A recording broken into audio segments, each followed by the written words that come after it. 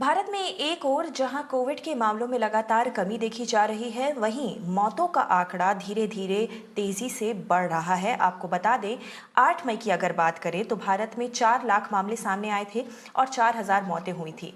उसकी तुलना में अगर आज की स्थिति को देखा जाए तो नए मामलों में 40% की कमी आ गई है, लेकिन मौतों की संख्या में लगातार बढ़ोतरी देखी जा रही है।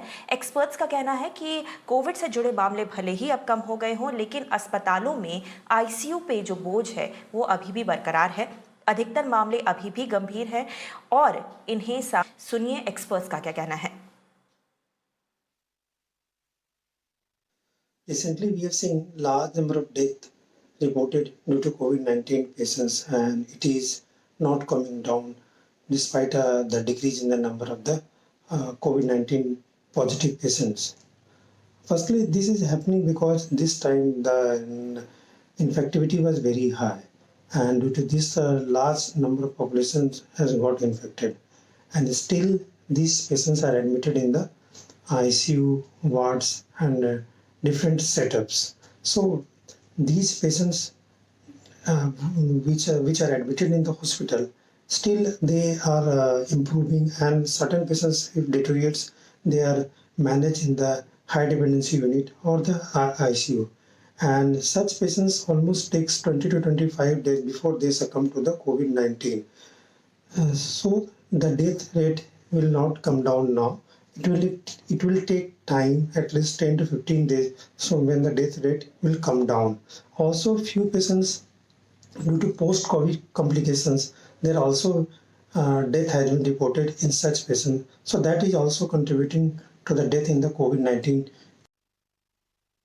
आयुष्मान कुमार हमारे साथ जुड़े हैं और ज़्यादा जानकारी लेकर। आयुष्मान, आपने इस पूरे के पूरे ट्रेंड पर कई एक्सपर्ट से बात की। हमने एक एक्सपर्ट की राय भी सुनाई जिनका कहना था कि आईसीयू पर अभी भी बोझ बरकरार है। बहुत सारे ऐसे केसेस हैं जो गंभीर श्रेणी में हैं और उनका इलाज चल रहा है, और इस वजह से मौतों के आंकड़े में भी काफ़ी ज़्यादा इजाफा देखने को मिल रहा है। मगर इनके अलावा क्या और भी कई बड़े कारण हैं जिसके वजह से मौतों के आंकड़े में लगातार बढ़ोतरी हो रही है और जो कोविड के केसेस हैं वो लगातार घट रहे हैं?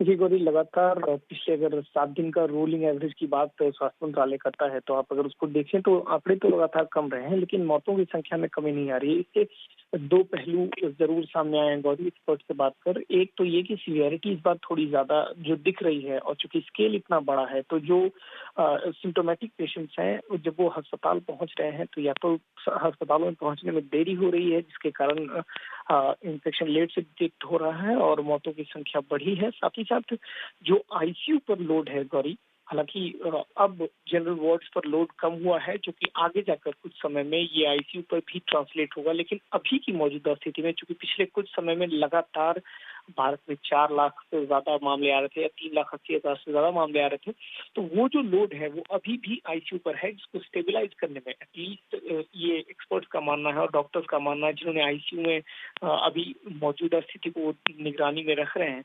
उनका कहना है कि ये आईसीयू की स्थिति जब तक बेहतर नहीं होती तब तक मौत के आंकड़ों में गिरावट नहीं दिखेगी, यानी अगले 2 सप्ताह जो है वो बहुत अहम होंगे। उसके बाद ये जो ट्रेंड हमें दिख रहा है आंकड़ों में गिरने का, ये मौत के आंकड़ों में भी दिखेगा, लेकिन अभी लगातार नंबर गिरने के बाद भी आपको मौत के आंकड़ों में कोई बहुत ज्यादा गिरावट नहीं दिख रही है, रैदर आपको नंबर ज्यादा ही दिख रहे हैं वरुण। जी, शुक्रिया आयुष्मान इस पूरी जानकारी के लिए।